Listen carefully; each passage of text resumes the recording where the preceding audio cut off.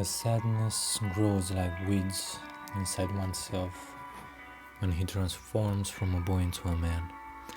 The magic of everything around him becomes so stale and dull that he is physically hurt. The turmoils he endures take a toll on him, shortening lifespan and hope of ever finding happiness. Tragedy becomes monotony so often that it happens. He lacks the energy to fight for hope and dreams and just endures. Every day he is thankful for waking up and daylight. Night inevitably comes as calm the thoughts tormenting him. He has to adapt or die. No middle way is to be found when haggling with blackness. He still hopes, he still finds fuel within to drive forwards and always forwards.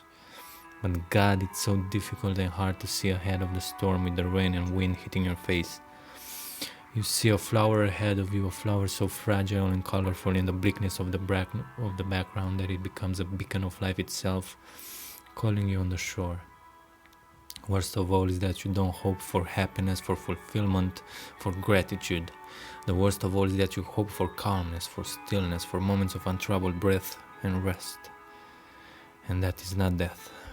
Death is nothingness. You just want it all to stop hurting, to find what you can find to give you little bits of pleasure, because in the end, that's what's hurting you most. You once experienced pleasure. You loved and were loved. You had friends and felt a belonging to a group. You experienced hardships that were meant to make you better, and they didn't last very long.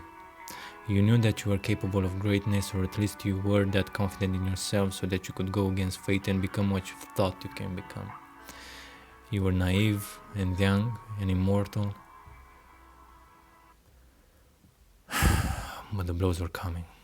They are always coming, waiting to take you by surprise.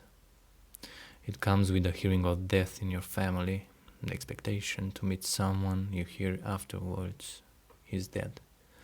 The answers you wanted to hear to all those questions will never arrive, and God, it hurts to know that you can never find out all about yourself.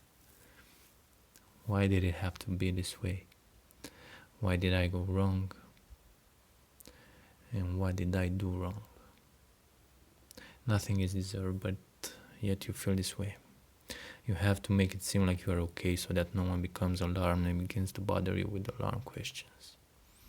Then everyone begins to protect you and suffocate you until you get so angry that you throw shouts and blows to make them go away.